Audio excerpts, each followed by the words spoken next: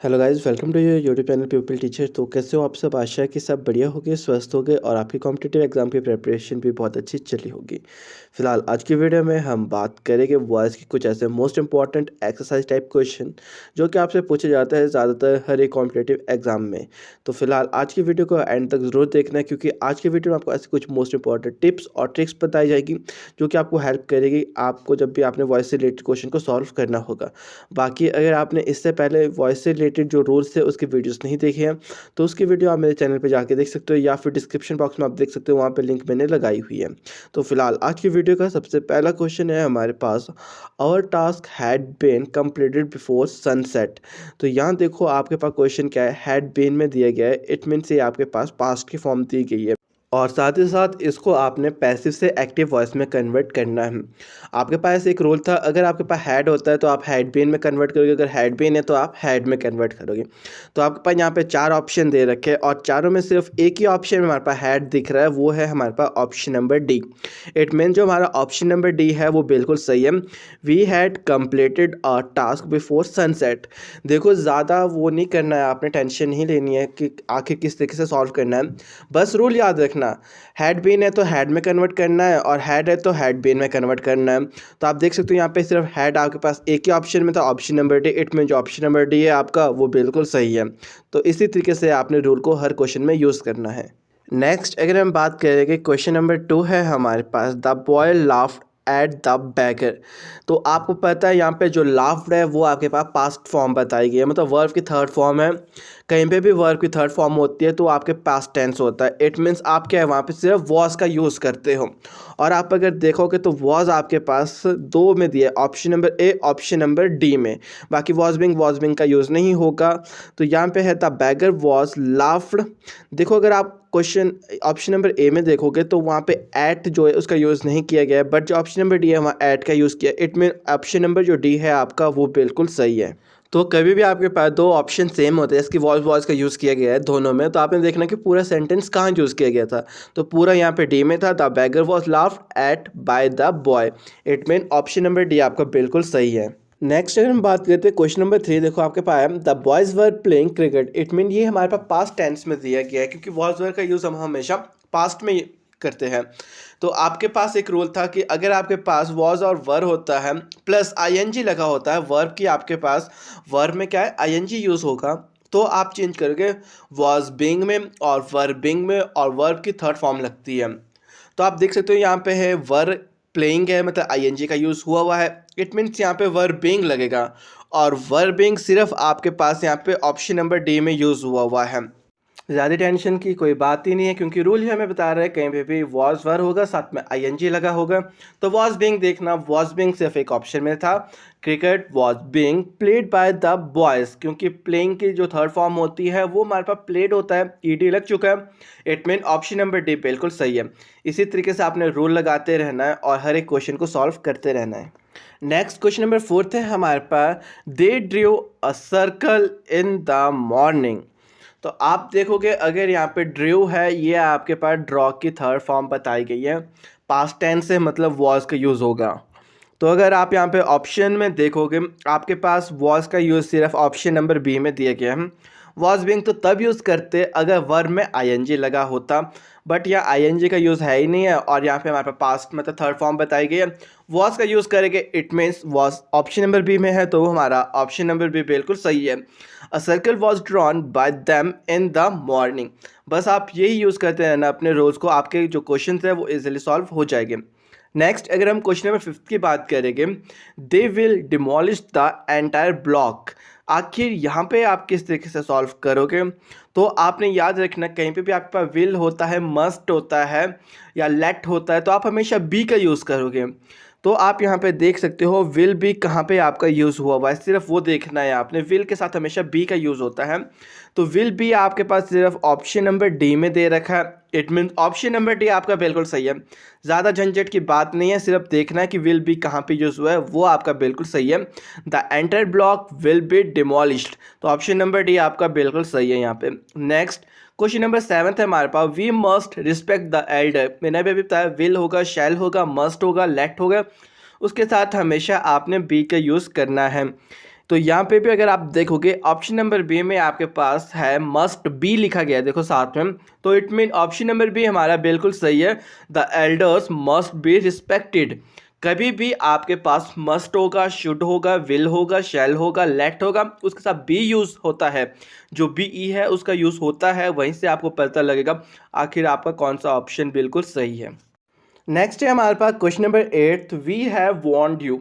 तो आपके पास रूल मैंने बताया है, कहीं पे भी हैज़ होता है और हैव होता है तो आप उसके साथ हमेशा किसका यूज़ करते हो, बीन का, हैज़ बीन, हैव बीन। तो आप यहाँ पे अगर क्वेश्चन देख पा रहे हो तो यहाँ पे आपके पास हैव का यूज़ हुआ हुआ है। इट मीन जहाँ पे आपका हैव बीन इकट्ठा होगा साथ में हैव बीन, वो आपका बिल्कुल सही है।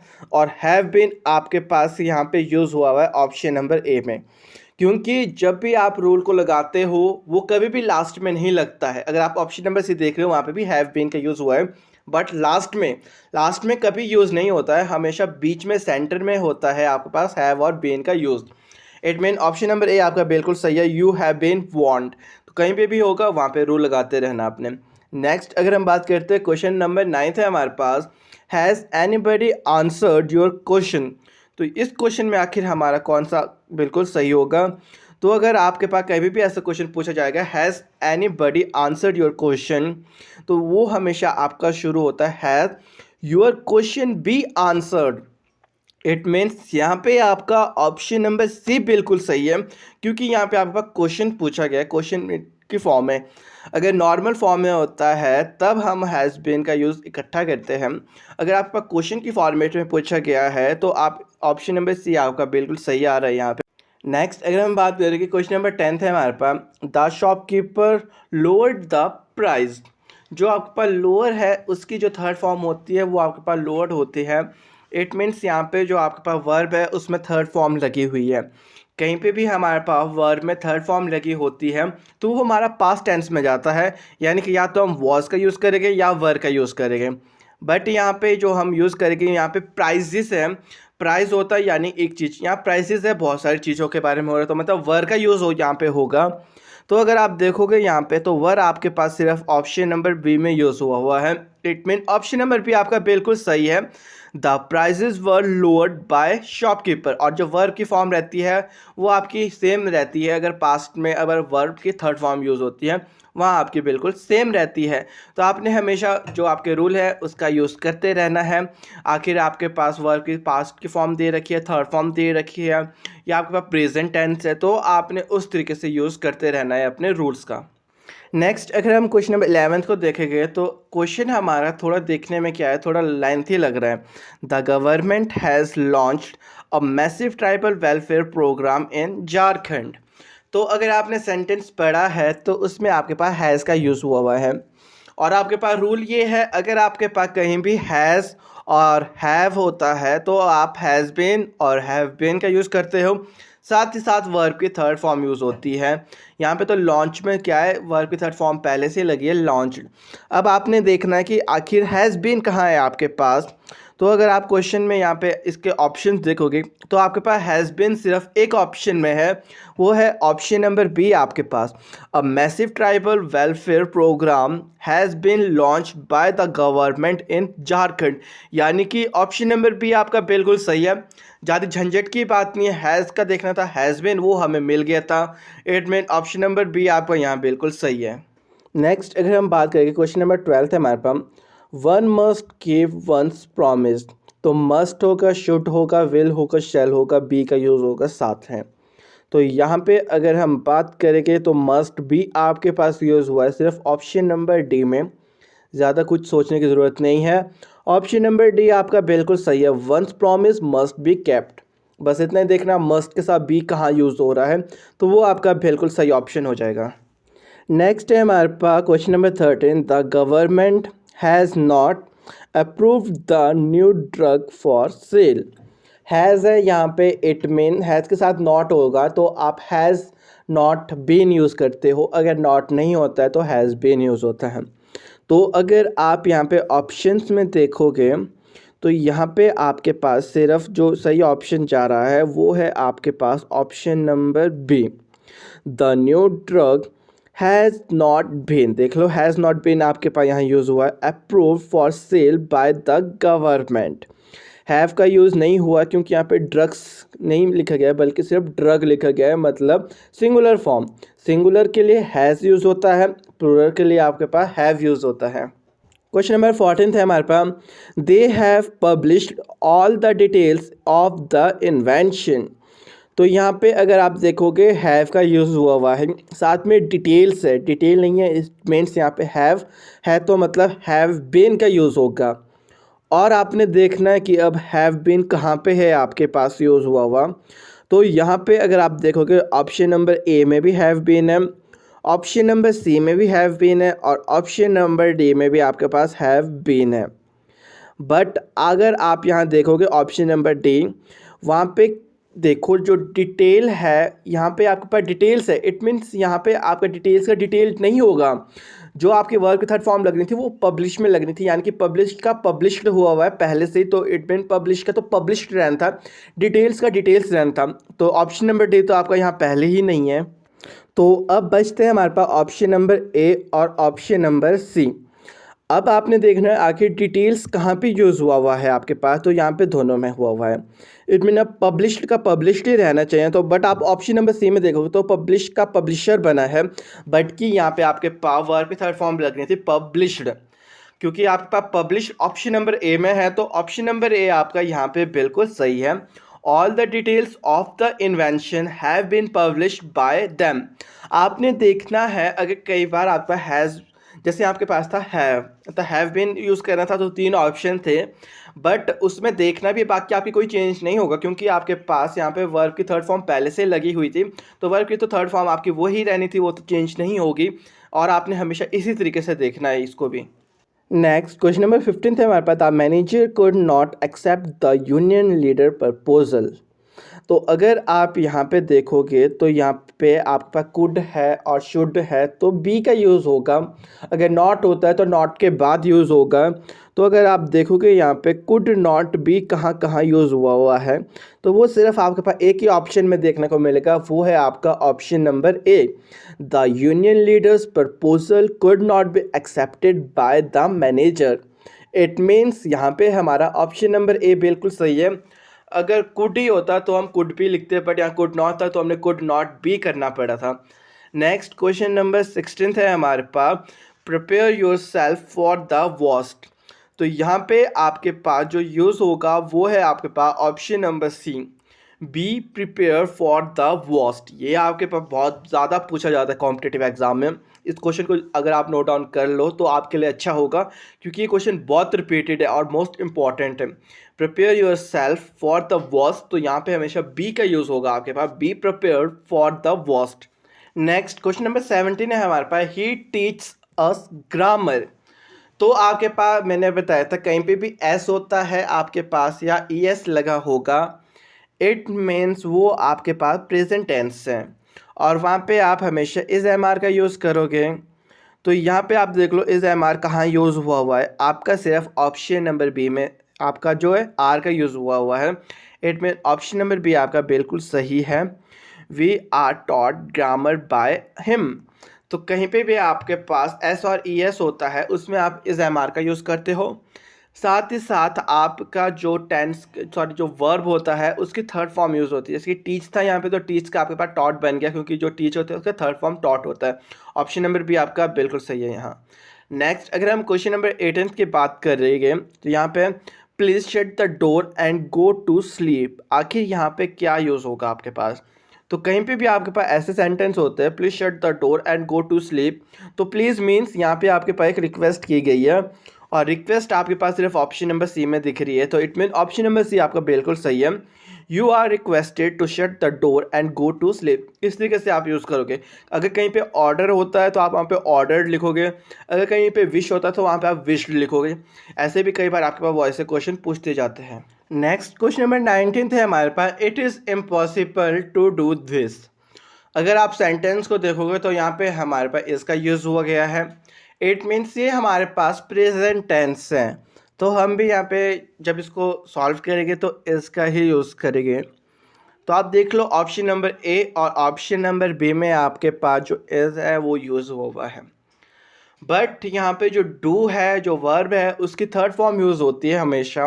तो डू का आपके पास डन बन जाएगा। तो अगर आप देखोगे डन आपके पास ऑप्शन नंबर बी में है। इट मीन क्वेश्चन नंबर 19 का ऑप्शन नंबर बी हमारा बिल्कुल सही है। This is impossible to be done. याद रखना कभी भी आपके पास प्रेजेंट टेंस का यूज़ होता है इज एम आर का, वहाँ पे जो वर्ब होता है उसकी थर्ड फॉर्म ही यूज़ होती है। ये आपको और ज़्यादा हेल्प करेगा।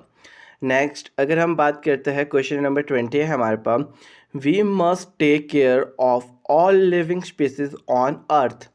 तो अगर आप यहाँ देखोगे मस्ट का यूज़ किया गया है, ज़्यादा हम डीप नहीं जाते कभी भी। मस्ट के साथ हमेशा बी का यूज़ होता है, मस्ट बी। और अगर आप ऑप्शंस देखोगे तो आपके पास सिर्फ ऑप्शन नंबर ए में मस्ट के साथ बी का यूज़ किया गया है। It mean option number A आपका बिल्कुल सही है। यहाँ पे all living species on earth must be taken care of by us. तो ये आपका बिल्कुल सही है, ऑप्शन नंबर ए। कहीं पे भी मस्ट होता है, शुड होता है, आपके पास विल होता है, शैल होता है, उसके साथ हमेशा बी का यूज़ होता है आपका। नेक्स्ट बात करते हैं क्वेश्चन नंबर 21 है हमारे पास, someone has lit the fire. Question देख लिया, समवन हैज़ का यूज़ होता है, तो हैज़ के साथ हमेशा किसका यूज़ आप करोगे, तो हैज़ बीन का यूज़ होता है।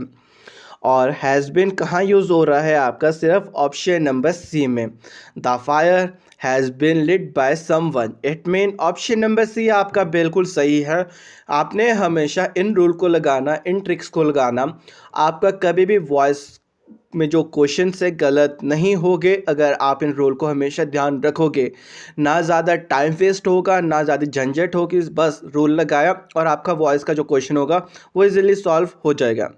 नेक्स्ट अगर हम बात करते हैं क्वेश्चन नंबर 22 है हमारे पास, यू सरप्राइज मी। आखिर हम यहाँ पे किस तरीके से चेंज करेंगे, तो यू सरप्राइज मी ये हमारे पास प्रेजेंट टेंस में है। इट मीन मी का यूज़ हो जाएगा आई एम, आई के साथ ए एम का यूज़ करेंगे हम। तो आई एम तो आपके पास दो में, ऑप्शन नंबर ए में भी है, ऑप्शन नंबर सी में भी है।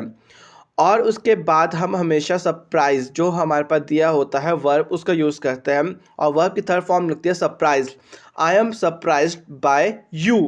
It means option number C आपका बिल्कुल सही है। यहाँ पे I am surprised by you, तो ऑप्शन नंबर सी सही है। नेक्स्ट क्वेश्चन नंबर 23 है हमारे पास, the boy killed the snake with a stick. तो अगर यहाँ पे आपने सेंटेंस पढ़ा है तो यहाँ देखो जो किल है उसकी थर्ड फॉर्म यूज़ हुई है किल्ड। इट मीन्स कहीं पे भी थर्ड फॉर्म यूज़ होती है वहाँ हम वॉज और वर का यूज़ करते हैं। और यहाँ पे हम वॉज का यूज़ करेंगे क्योंकि स्टिक यहाँ पे एक है, मतलब एक स्टिक की बात हो रही है। अगर स्टिक्स होता तो हम यहाँ पे शायद वर का यूज़ करते हैं। यहाँ पे एक स्टिक की बात हो रही है, वॉज का यूज़ होगा, तो वॉज आपके पास यहाँ पे है, ऑप्शन नंबर ए में भी है, ऑप्शन नंबर बी में भी है, ऑप्शन नंबर सी में भी है। तो अगर आपको याद होगा आपका जो वॉज का यूज़ होता है वो हमेशा जो आपके पास, जैसे कि यहाँ पे दे रखा होता है स्टार्टिंग में, या आप बोल सकते हो बीच में जैसे यूज़ होता है, एंडिंग में कभी भी यूज़ नहीं होता है वॉज वर्ड का, इज एम आर का। तो सबसे पहले ऑप्शन नंबर सी तो आपका यहाँ पे पहले ही बाहर हो गया। अब बचते हैं ऑप्शन नंबर ए और ऑप्शन नंबर बी। तो अगर ऑप्शन नंबर बी को देखें तो यहाँ पे a stick was killed, stick को थोड़ी मारा गया है, सांप को मारा गया है। तो यानी कि ऑप्शन नंबर ए आपका बिल्कुल सही है। यहाँ पे the snake was killed by the boy with a stick, सांप को मारा गया लड़के के द्वारा, वो भी स्टिक से। नेक्स्ट क्वेश्चन नंबर 24 है हमारे पास, लेट मी डू दिस। तो अगर आपके पास कहीं भी लेट का यूज़ होता है तो आप हमेशा बी का यूज़ करते हो और वर्ब की थर्ड फॉर्म लगती है, मतलब डू का तो डन बच जाएगा, साथ ही साथ आपके पास लेट बी का यूज़ होगा। तो अगर आप बी देखोगे यहाँ पे वो ऑप्शन नंबर सी में है, लेट के साथ यूज़ हुआ, let this be done by me, बिल्कुल सही। डू का बन गया डन और साथ में लेट के साथ बी का यूज़ हुआ है। It mean option number C आपका बिल्कुल सही है, let this be done by me. कहीं भी आपके पास लेट यूज़ होगा तो वहाँ पे हमेशा आपने बी का यूज़ करना है। नेक्स्ट क्वेश्चन नंबर 25 है हमारे पास, the tiger caught a fox.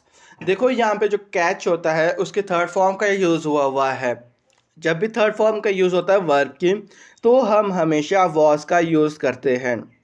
और अगर आपको ऑप्शन में देखोगे तो वॉज आपके पास सिर्फ ऑप्शन नंबर बी में दे रखा है, a fox was caught by the tiger. It mean option number B आपका बिल्कुल सही है। कहीं भी वर्ब की थर्ड फॉर्म दी होती है वहाँ पे वॉज वर्ब का यूज़ होता है आपके पास। वॉज का यूज़ सिंगुलर के लिए, वर्ब का यूज़ प्लूरल के लिए। तो फिलहाल आज की वीडियो में तो बस इतना ही। आशा है कि आज की वीडियो आप सबके लिए हेल्पफुल रही होगी और वॉइस से रिलेटेड आपके डाउट्स भी क्लियर हुए होंगे, क्योंकि आज की वीडियो में मैंने पूरी कोशिश की है आपके जो डाउट्स थे उनको क्लियर करने के लिए। बाकी रूल्स की वीडियो भी आप एक बार ज़रूर देखना, क्योंकि अगर आप रूल्स को देखोगे तो आप और इजीली उनको सॉल्व कर सकते हो। तो फिलहाल मिलते हैं अपने नेक्स्ट वीडियो में। तो वीडियो अच्छी लगी होगी तो वीडियो को लाइक शेयर कर देना और साथ ही साथ चैनल को भी सब्सक्राइब कर लेना अगर आप चैनल पे नए हो, क्योंकि आपको इसी चैनल पे इसी तरीके की वीडियोस मिलते रहेगी जो कि आपको हेल्प करेगी आपके हर एक कॉम्पिटिटिव एग्जाम की प्रेपरेशन के लिए।